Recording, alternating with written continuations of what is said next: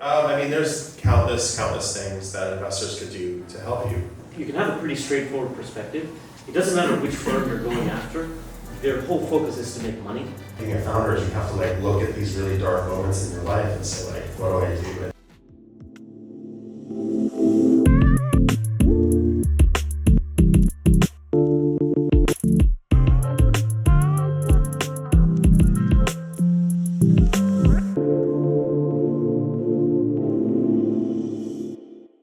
Again, thank you so much for joining us this beautiful evening. And before we start, I want to introduce Kamran, the co-founder of Coup, and share more, the sponsor of this event. Thank you everyone for coming. My name is Cameron. It's good to see some familiar faces and some new faces, so we're very excited to be here. Coup is based in New York. And we help early stage companies, deep tech companies, commercialize faster, hassle-free, by taking care of compliance and insurance requirements all in one place. Namely, SOC 2 compliance, HIPAA, ISO, and other frameworks. Thanks again, and please enjoy. And big thank you to Rohan for hosting us in this place. It's really cool. Thanks. Woo! Again, thank you so much for coming. And then for those who don't know me, I'm Marina. I work with fund managers and with startup founders on bringing more investors and helping them with scaling their revenue. So it's very interesting to host an event here in San Francisco versus New York. I had a call with Asror, and Asror told me like, well, please come, and then thank you again for being so welcoming. And I said, well, we want to bring wine. And he said, unfortunately, we do not allow alcohol. And I joked, so should we bring edibles? And he's like, yeah, sure, why not? I was like, okay, San Francisco. That's very interesting vibe, and especially I don't drink already for 4 years, so I'm already in love with this vibe.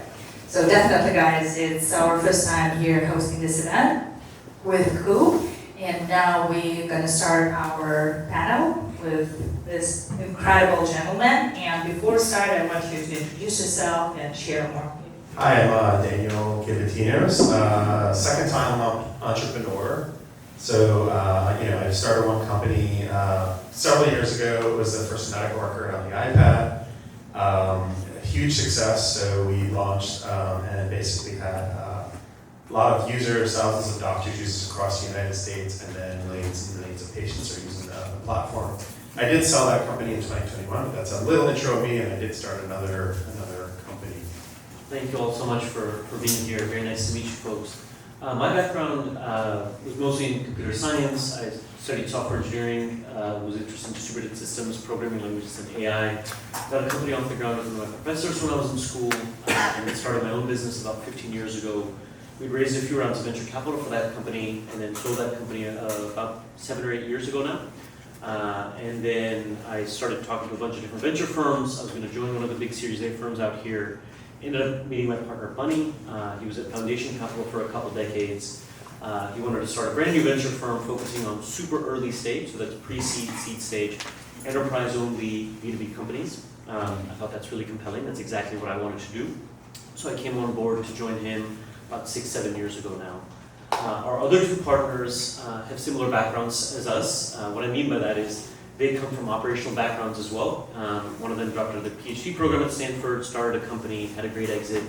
The other one was the VP of engineering at Auth0 and SoCure. So what we like to say is, at the very least, we had empathy for founders. We've all 4 of us been through the journey ourselves. And then hopefully we can provide some expertise as well. We've certainly seen endgame in terms of taking companies public or having large exits, so hopefully we can provide some expertise at that stage as well. One last thing I'll add is really excited to be here because we're investors in Coup, and I think very highly of these guys, and so I really appreciate all the work that they've done over the past few years, but also a lot of the advice and guidance they've given me over the past few years as well as I've looked at companies in this space. So again, thank you so much for having me here. Thank you. So before this event, I called everyone and asked this annoying question: what kind of challenge do you have? Half of the attendees told me, I don't have any challenges. I know everything I would like to live my life. So that's like, yeah, we don't have challenges, and sometimes actually do, and that's totally fine. Because I work with a lot of founders, and I see that it's not the problem to actually send emails to investors to start their fundraising process or expand their go-to-market strategy. It's more about the mental hurdle and some beliefs that they have. So some of the most common beliefs that I've seen was, I'm not sure if I can deliver what I'm promising my investor. Another one is that I. Yeah, basically some limiting beliefs that you constantly see in some founders, and you solve your company as well. What do you think you would recommend to other people in terms of overcoming their beliefs that are limiting them and actually taking action? And maybe you can share more about what you personally had and what you did to change the situation. I mean, the first thing I think all of us need to think about is co-founders. So, one of the most successful things that I did without even realizing it was picking the right co-founder. It's way more important than you realize. I think most companies, they fail because of internal fighting.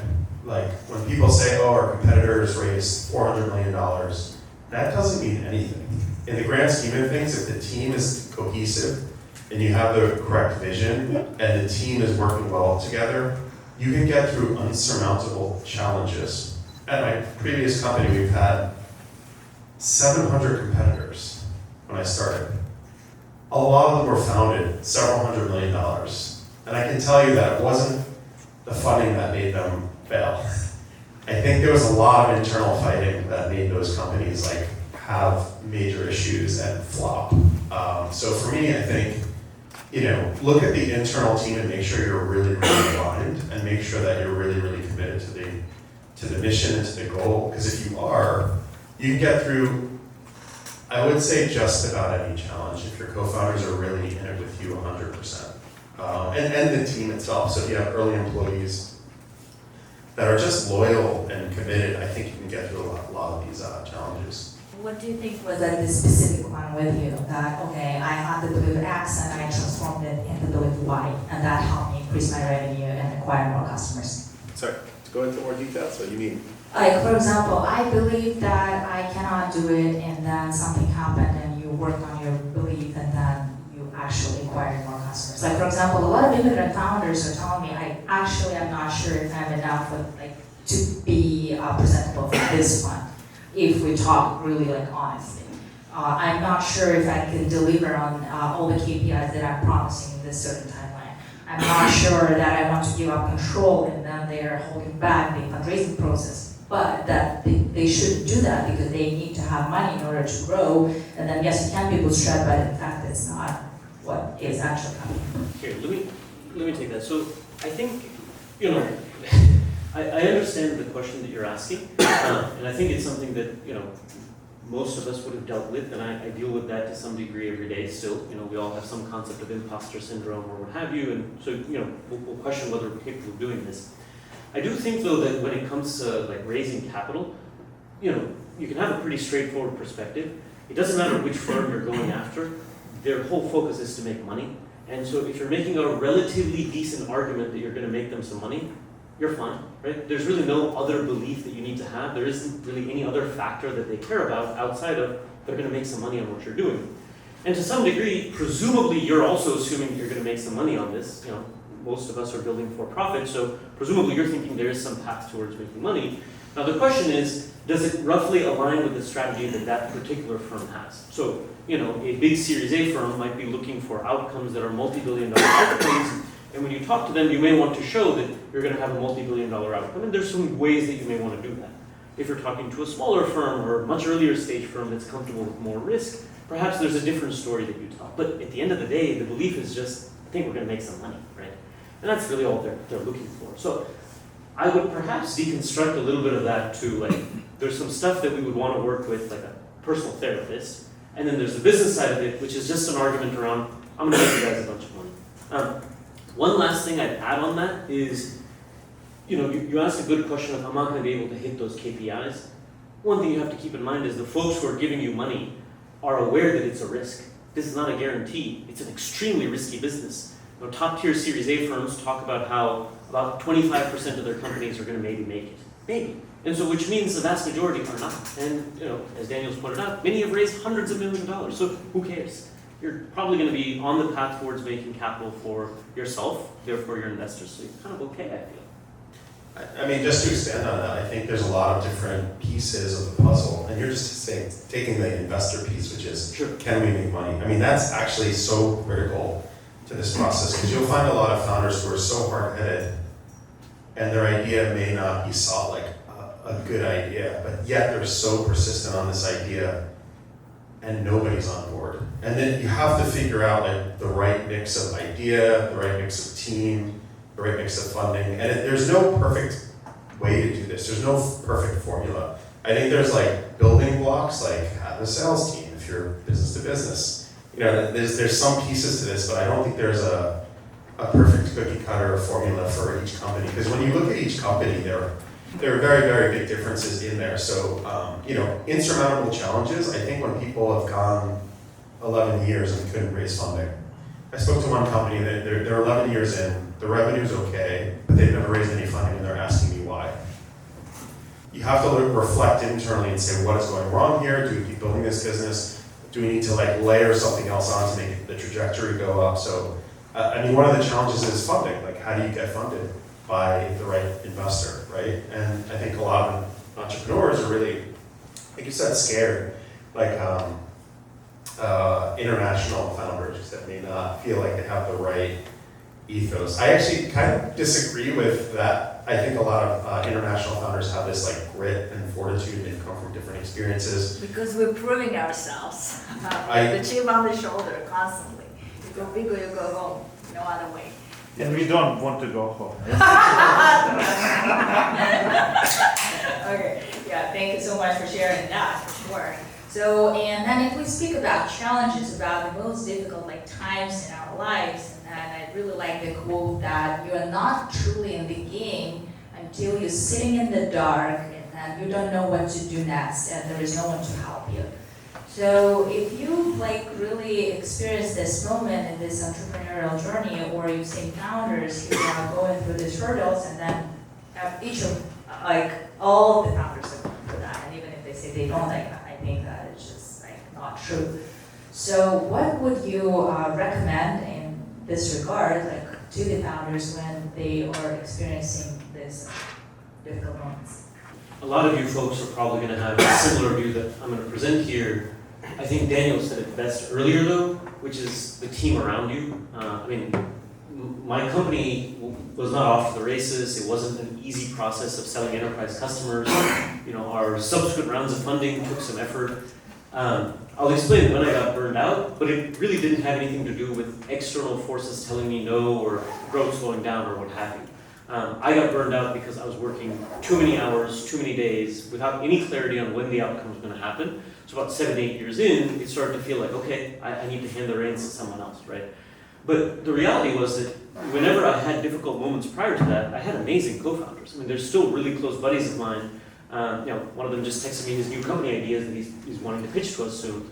So really good people. Similarly, you know, as I've done my firm, a key part of what I've paid attention to are the people. There are amazing people around me. So whenever I've had personal ups and downs, they've been there. So I think in those darkest moments, I've been able to turn to folks who have a similar sort of skin in the game as me and say, what the hell are we doing, right? And at the very least, feeling less alone feels better. So that's at least my view. I stand by what you said. Yeah, I mean, I think the team actually keeps you motivated. Like when you look at the founders of Google, Apple, Microsoft, they were founding teams of, you know, 2 to 4 founders. There's a mix, like, but you have to get the right commitment level from the founding team, and then it layers on top where you get these really big believers in the company that keep it pushing forward. But you know, there are really dark times in companies. There's really horrible, horrendous times. I mean, I'll just bring up one horrible example so you guys can really know. I mean, you're a lot of you guys are founders, so you know. But I'd say like probably one of the darker times for me is when both of my parents were dying. Oh. You know, both your parents are dying, and you're struggling, and you're a founder, so you're not like a wealthy VC flying around the world. who's had 150 successful exits. So for me, I was doing a lot of internal self-reflecting, like, what do I do? How do I keep this going? How do I take care of them? So like, a lot of the challenges from the company are not even from the company. It might be external forces like pulling you away from the company to like take care of family members, which isn't wrong. Like, but there's so many brittle pieces in your life. I think there's a lot of like, you have to kind of build your life in a way that the company itself will be stronger than just the individual. Like, like you said, if the founder doesn't want to raise funding because he doesn't trust an investor, that's really bad, because then he can't sometimes build a team around them to make the company more robust. Like for me, I was grateful because we had funding, I had a team that like really I pushed and relied on for several years. So like, but there's dark times for all of you. There might be times like, I spoke to one founder 2 months ago, we have 3 months in the bank. I don't know what they're doing, but like, that's the reality of like being a founder, is you have to like look at these really dark moments in your life and say like, what do I do? And that's their whole life of that company. I can see the pain and the suffering of that one founder. These are dark things you kind of have to figure out, but the reality is every company is a shit show. You pretend like there's no shit show, Except Coop. I hear that. Coop is the best, I support that. Yeah, okay. Thank you so much for sharing your personal story, and I'm so sorry to hear that. And yet you were able to sell your company and become 1% of all the exits at YC at the same time, and I guess you were like dealing with both issues. And that's awesome. So that leads me to a more concrete question about customer acquisition that our attendees actually asked me about. What's the go-to-market strategy secret?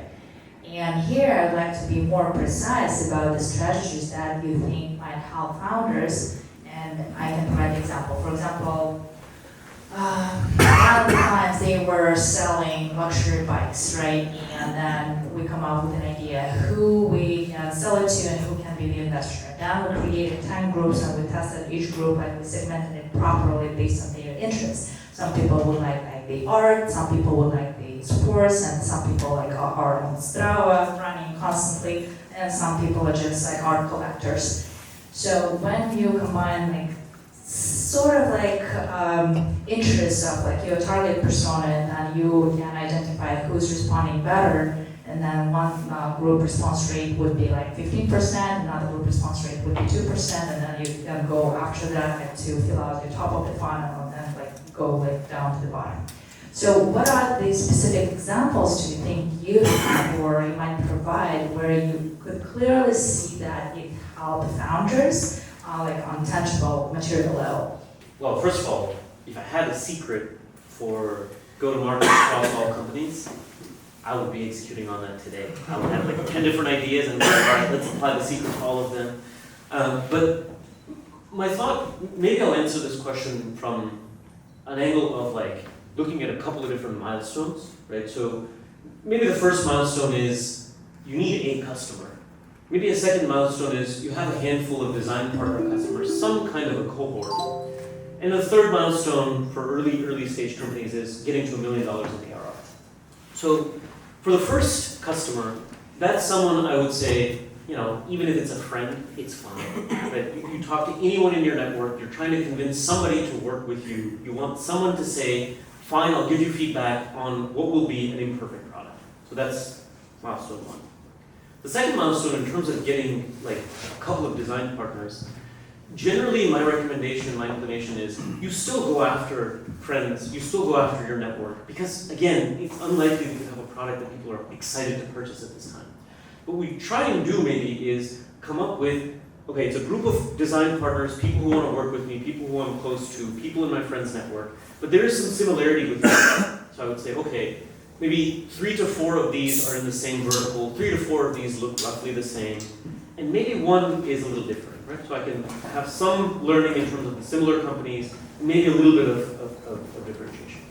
So that's what I would do as a group. And again, this is still just completely unscalable, completely unrelated to the eventual go-to-market strategy I would have. This is just as part of getting some design partner customers. The third piece in terms of getting to $1 million in ARR that part is where I think what you're talking about in terms of getting a secret comes in. From that design partner stage where you have friends, you start to figure out, okay, I think out of my 5 or 6 design partners, maybe 2 or 3 of them are my actual ideal customers. Let me get a sense of what the ICP is at this customer. I have clarity on how I'm going to get through sales process for these 2 customers. When I have a little bit of that pattern, I can rely on, what I would call the standard go-to-market strategies. For example, if I learn that my customers, my ideal customers, are Fortune 50 companies, and they're in very regulated industries, and I can say to myself, I'm going to have to hire a senior salesperson who's going to talk to them, build a relationship. That's just what I have to do. If I learned that my ideal customers in that design partner phase are folks who are going to pay me $10K a year, and they're all startups, then I have a totally different go-to-market. But that stage is where I would try and apply the standard strategies, going from that group of design partners to my $1 million in ARR. And we can talk a little bit about what it means to go from 1 to 3 or 3 to 10, but again, the strategies are somewhat rote that we could apply, but at least at the early stages, this would be my technique. I like the question. I don't think there is a right answer to finding customers, but I think there's like different angles of it you could take. One is the Warren Buffett approach, which is just start and then get a little revenue and then get a little more, and then when you're 60, your revenue grows like crazy. What's crazy is like some investors really like that approach. And I spoke to one of our investors, and he likes the approach to just get a lot of revenue over time, and the path will be shown. I mean, there's others like where I'll give you an example, like Apple. Apple was a struggling computer company, and they were okay, but they saw a wedge with the iPod. The iPod, before that there was the Sony Walkman, and Steve Jobs wanted to take that revenue from the Sony Walkman, and then he built the iPod, and it was just significantly better than all the other music players. Another example is like Brex, where startups just couldn't get credit cards. I mean, it's horrible. Like, you're a startup, it's like you're begging for a credit card, and people just won't give it to you, so you're using your personal credit card to swipe and charge for stuff. So Brex saw that wedge and went in there to OpenAI, it's a big company of the day. It's like nobody was just doing AI for the consumer, and they created ChatGPT, and it worked, and it created a wedge to for my past company, we launched the very first medical record on the iPad. So that was an immediate game changer for our company, where there was 0 competitors. Nobody understood what was happening under their feet. And it gave us a chance to get lift in the company, where the revenue, and everything just lifted. And you have to kind of look at these moments in time. Look at Meta and the Meta headsets. What can you do there? It's a wedge that very few people are looking at. And VCs love wedges because if there's no one there, and you can swoop in and take the market, the competitors don't even understand it, because a lot of them are just big conglomerates that are just doing what they're doing, and their revenue is there, and they're not going to change things for a strange pair of glasses with a camera on it. So you look at all these different variables, and you kind of have to figure out what's going to be my wedge. But going back to the Warren Buffett approach, it's okay to have $10,000 of revenue. Can you get 12? Can you get 20? Can you get 30? Can you get 50? That's 50,000 ARR. Can you get 100,000 ARR? And then if you stop growing at some point, look at your business and layer an onion on top of it. Build other components, build other revenue streams for the company. So I don't think there's a perfect path to that revenue stream and figuring that out. But hopefully that gives you guys a sense. There's no right answer. If everyone knew the right answer, we'd all be billionaires, flying in private jets.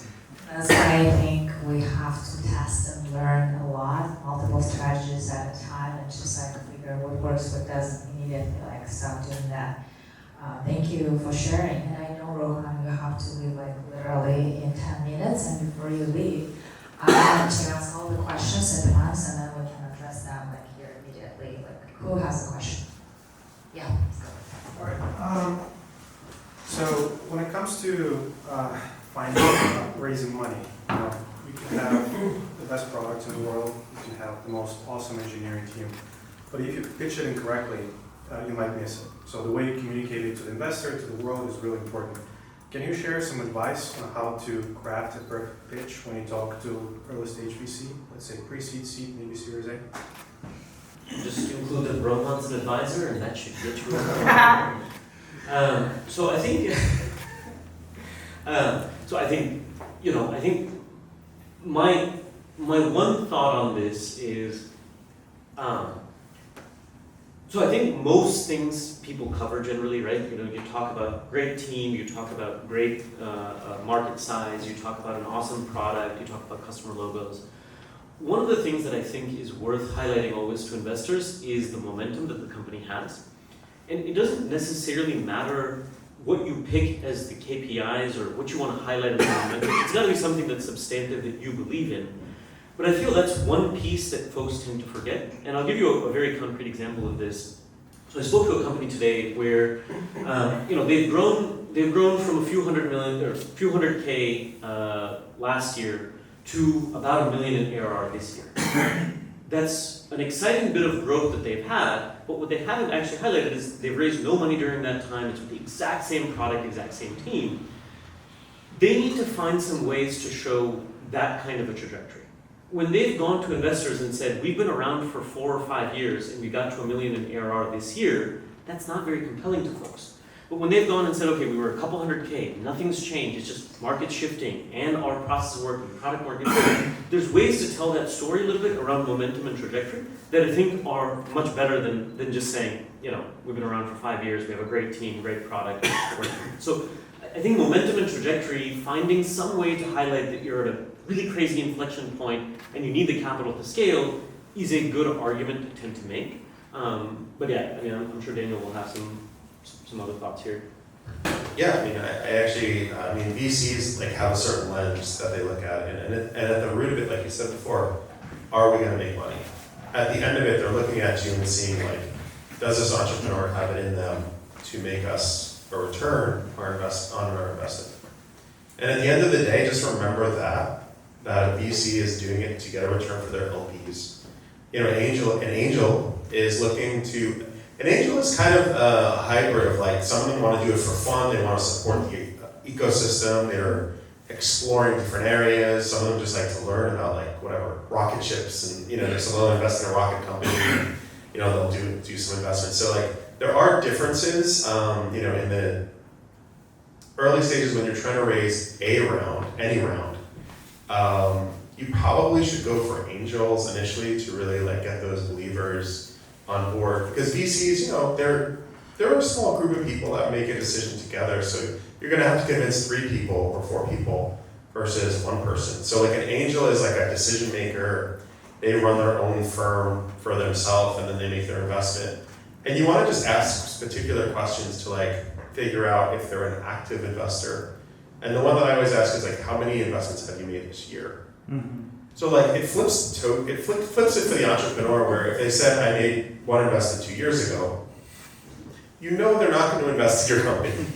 But if they said we made 25 investments in the last 2 years, you can say, okay, is it a lot of money? Is it a little money? So you kind of gauge where they are and what they invest in. So you're asking. It is a 2-way road. It's not you want to beg. It's you want to just ask and see if it's a fit for you as the entrepreneur. You don't want to just be desperate for the money, because you are getting married to that person for the long haul. You are going to be working with them until the company exits. It's not unless you figure out a way to pay them back, which is really complex, and you want to just make it a good relationship. So I have heard of stories where investors weren't happy with their investment, founders weren't happy with their investors. It's just have a detector and ask the right questions and ask hey, where did you come from? How would we work together? I was acting I was talking to an investor today, and the first time I met the guy, and he seemed like a really nice guy, but I'm is he a fit for us now? And the answer is no,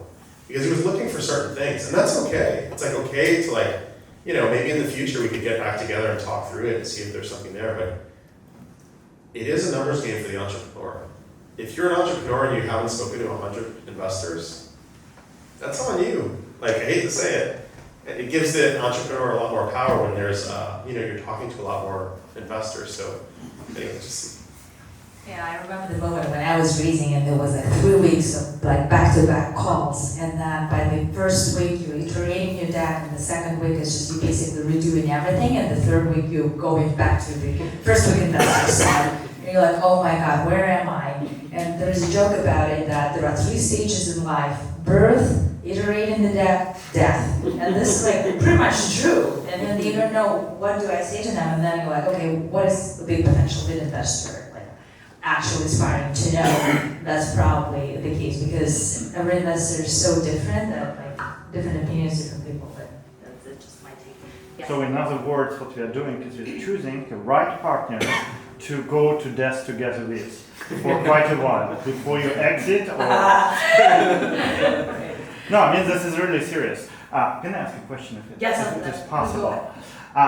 When you guys worked in your own company before building your own venture fund, what do you think was the most important contribution coming from your investors?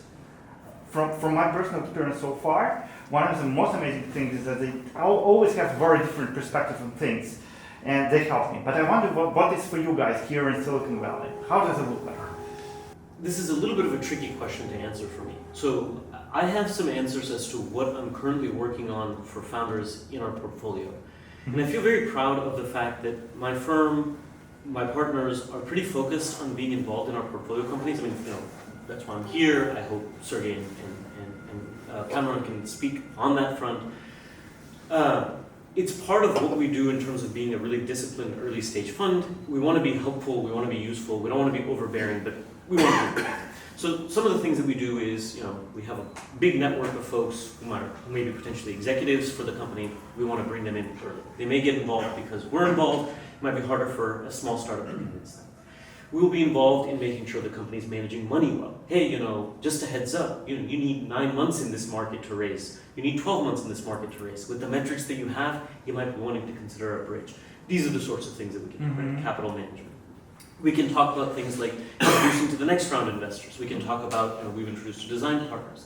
There's a company in our portfolio where we've hired the banker, we've worked with the CEO as a coach to work with this banker, and we're now in the stages of executing on an LOI, and hopefully we'll get a decent outcome. The reality is though, Daniel, I did not have any of that experience at my company. At my company, even though we had high quality investors in terms of their brand name, the work that we actually got from them was negligible. I don't necessarily blame them. Perhaps there was some thinking on their part that they couldn't actually be super helpful, or in one case, they just threw a lot of resources. They're a big tier 1 firm, and they threw a lot of resources like, a recruiting partner and a design partner. And they were really impressive, but they're not gonna actually do any work for us, right? Sure.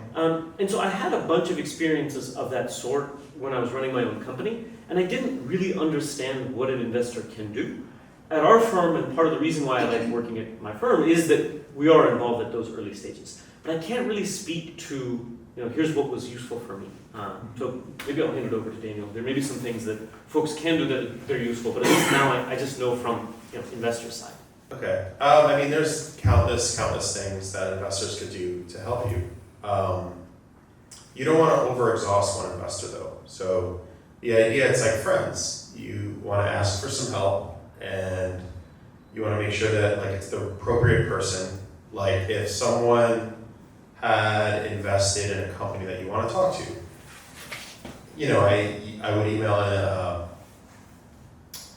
email one of my investors, and they would make the introduction to that other company. Other investors are great for finding actual customers for you. They may actually introduce you to customers. Other investors may be really good at hiring. They may have a recruiting team. Other investors are really good at marketing. You just kind of feel out your investor and see where and how do they help and what's their strong skill set. But you also don't want to burn them out to the point where they ignore your emails. An investor may just be oh my God, he's calling me at 7 p.m. on a Saturday, and it's not important. So you get you want to dial it back and forth depending on what an investor can do. I've had investors help close. I'll give you an example. The very first engineer at my first company I asked Paul Graham, the founder of Y Combinator, can you call him at 7 p.m. on like a Saturday? The founder of Y Combinator was like, I'm going to do it, I'll call him. Called him, and then the engineer's like, I'll sign up, where do I sign up? And I'm like, oh, thank God. I don't have to like push this engineer. But it was the first engineer in my company, and I needed like that push from that engineer.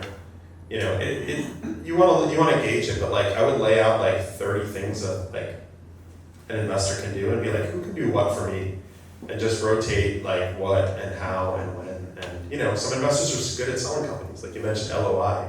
That's an exciting thing. And LOI is like somebody wants to buy your company.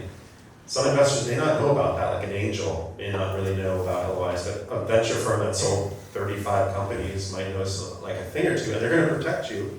They're going to say like, hey, let's talk through this. Like, here's all they'll see it in a different way than the entrepreneur, because an entrepreneur generally hasn't sold 35 companies, unless you're, you know, whatever, Elon Musk or God knows. But you know, if you're a general entrepreneur, you're going to want help from the right people at the right time. So I would map investors out and just see like who can help you with what when. And it's, you know, it is a relationship, so like you can just see it's like I not that you're friends with your investors, you are friends with your investors in some way. It's like they're going to help you. They align with you. They really want to make an outcome for you and them successful. So it's like they are trying to find that with you. So, you know, I would say ask when it's uncomfortable even sometimes. So, you know, say, hey, I have six engineers that are unhappy with my company, and you know, I don't have more money to pay them, but they're going to revolt if I don't. Like these are really hard topics, but you know, an investor may be like, all right, let's see how maybe you could do something like this, and then they'll spin it in a certain way, and you go, okay, that's interesting. Maybe I could leverage that, or you know, there's other issues like a customer who's really angry with you or something like that. How do you have an investor like work with you on those sorts of topics? There's all different things, but I wouldn't just, you know, just top your investors because they're aligned with you. They want to make money also. You both want to make that money. So. Thank you so much, Rohan. I do unfortunately have to head out, but it's so awesome to meet you all. And Cameron, sorry, I'll see you guys tomorrow. But thank you so much for having me. Thank you so much. So, in my company, we are building AI agents that can control web browsers to do different kind of things. And basically, it's like the next step after robotic process automation. And quite naturally, the first design partner we found is a huge product innovation company, $2.5 billion, their money that they make every year. And it makes a lot of sense to work with them, a lot of processes, a lot of things happen. But they are huge. It takes forever for them to come to the AI budget for the next year, you know, to approve the budget, and we're part of that budget, and we know that part of the budget, but you know how tantalizingly it is long to wait. At the same time, it is much faster to deal with smaller companies that can make decisions faster. Now, we and our investors, we decided to bring a very seasoned guy who built his own company. He has connections to 100 top companies like Siemens, Nokia, Armstrong, you name it. And we know that in half a year, we're going to close one of those deals. But it's half a year again, you know. So I wonder, from a business perspective, from your investor perspective, how would you recommend a company like ours to balance between bigger and smaller companies at the same time to be efficient in helping companies to succeed, but also like having the healthy proportion? What do you think about it? I like smaller companies because they're nimble. And I look at like Salesforce. Salesforce was not selling to like the Fortune 500 originally. It was selling to like small groups of salespeople, and it moved up market over time to bigger and bigger teams and bigger teams. Same thing with the iPhone, right? Like Apple pushed it into the hospital and healthcare system over time. So like up market is generally more successful and easier. So when you look at enterprise companies that go up market, you generally have a better chance than like going down market, which is like an Oracle. In your case with this design partner, work with their speed. They are going to move the speed that they're going to move at, but if you work with smaller companies, you are going to get a more responsive team, and you're going to get better feedback at a faster rate. So I think I always get concerned when a company goes, I'm just going to sell to the top 100 companies in the world. I go, You're gonna need to hire a lot of salespeople. Is the product even working yet? Like, and then they're like, oh, well, you know, maybe it's working. And I'm like, right, there's some red flags there. You should probably find someone a little bit less Yeah. big to sell to. And, you know, Yeah. I also have a question, a more personal question. What do you think helped you to take this big leap before you exited? Because sometimes you take so many actions and it doesn't work, but then that one thing that you add, it changes everything. Have you experienced that? yeah.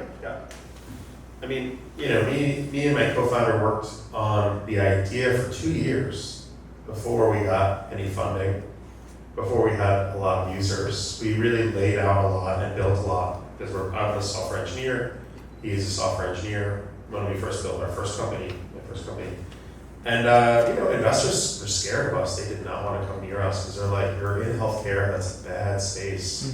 And this is like years ago. People were scared of healthcare. Investors thought it was not a good space to invest.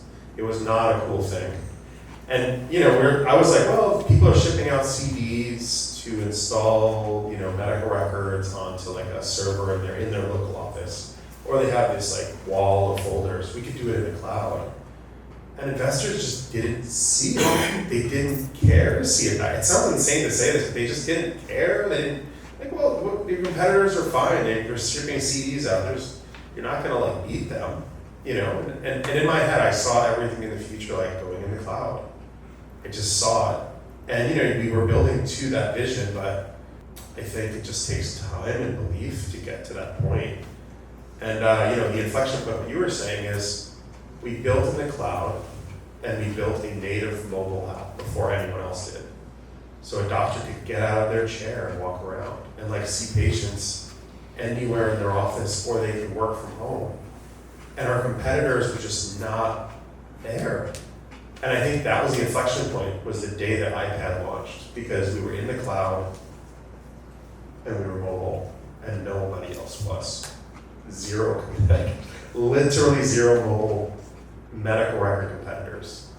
And with that advantage, and the older guys shipping CDs, they couldn't even like think that way yet. So it took years. So like you have to get to these points of like insight. So with this note, I really want to thank you, Daniel, for your honest answers, and I hope that was helpful for me for sure.